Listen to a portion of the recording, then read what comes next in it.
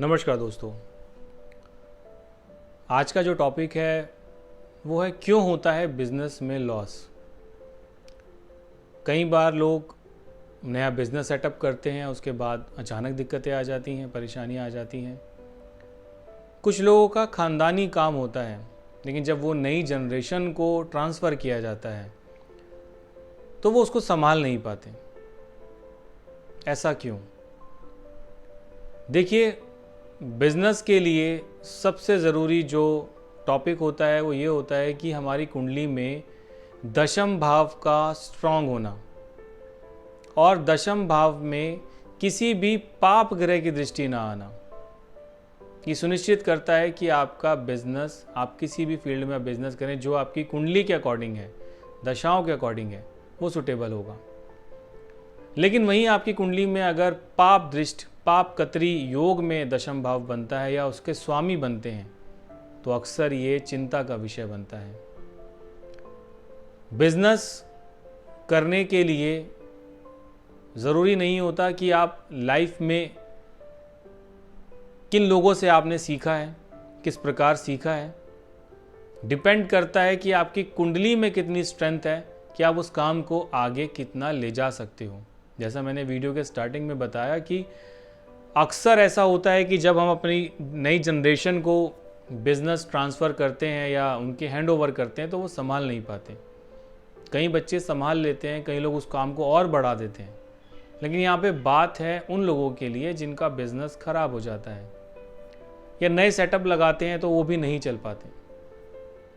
देखिए, कुंडली में दशम भाव की स्थिति अगर शुभ है तो वो अच्छे योगों को दर्शाती है। ये तो बात रही दशम भाव की आपकी कुंडली में कि आप बिजनेस करेंगे या नौकरी करेंगे। अगर पाप दृष्टि है, पाप पत्री योग बना हुआ है दशम भाव के साथ, तो बिजनेस में नुकसान होता है। ऐसे लोगों को नौकरी ज़्यादा प्रेफर करनी चाहिए। या शनि की कई बार दृष्टि पड़ जाती है दशम भाव पे, या शनि का दशम भाव के स्वामी के साथ दृष्टि हो जाए या युति हो जाए तो ये भी कहीं ना कहीं जॉब को ही सुनिश्चित करता है। लेकिन एक भाव और है ऐसा दोस्तों जिसके बारे में आज तक कभी आपको नहीं पता। वो भाव है सप्तम भाव, जिसको हम बोलते हैं हमारी रोजाना की कमाई, डेली सोर्स ऑफ इनकम। रोजाना की कमाई देखी जाती है सप्तम भाव। ये पार्टनरशिप का भी भाव है। ये हमारे जीवन में अगर हमारा ऑफिस है तो ऑफिस पे हमें किस प्रकार के कलीग्स मिलते हैं, ये सप्तम भाव है। हमारी दुकान है तो हमारी दुकान पे कैसे ग्राहक आते हैं, ये सप्तम भाव है। हमारी दुकान का हमारे एरिया में कितना नाम है, ये सप्तम भाव है। ये नहीं कि कुंडली में लगन से जो ठीक सामने वाला घर होगा वो सप्तम भाव होता है। मैं किसी अंक की बात नहीं कर रहा हूँ, मैं आपको सिर्फ उस हाउस की बता रहा हूँ।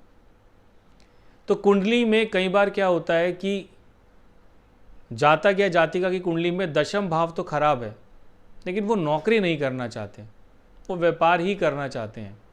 लेकिन उनकी कुंडली में सप्तम भाव बहुत एक्टिव होता है, यानी वो किसी के यहाँ भी अंडर काम करेंगे तो एज अ बॉस ही काम करेंगे।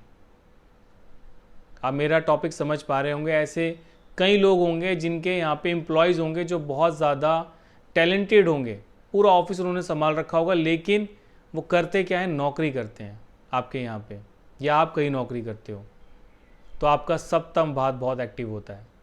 तो इस लूप पोल को कैसे ठीक किया जाए? देखिए, अगर आपका बच्चा बिजनेस करना चाहता है लेकिन दशम भाव उसका ठीक नहीं है तो आप यहाँ पे क्या कर सकते हो, उसकी कुंडली के सप्तम भाव को देखो। अगर वो स्ट्रांग है तो इसमें क्या किया जाता है कि आप जो कंपनी का जो मेन जो हेड है वो तो आप ही रहो, लेकिन उसमें बेटे के द्वारा या बिटिया के द्वारा जो भी काम करना चाहते हैं उनको एज ए एम्प्लॉय आप रखो। सारा काम उन्होंने संभालना है, लेकिन वो एज ए एम्प्लॉय काम करेंगे ताकि उनकी नौकरी का भी योग बना हुआ है, लेकिन उन्होंने पूरा बिजनेस संभाल रखा है। ये छोटा सा एक लूप था दोस्तों जो मैं आपको समझाना चाह रहा था, और जो मैं अपने इतने कई सालों के करियर में मैं करता आया हूँ। ऐसे बहुत लोग मिलते हैं जो कहते हैं कि नौकरी नहीं करनी, सिर्फ बिजनेस करना है, लेकिन बिजनेस जितने करे उतने ठप हुए। छोटा सा उन्होंने तरीका बदला काम का, बिजनेस भी सेट हुआ, काम भी मिला और आगे लाइफ बढ़ी।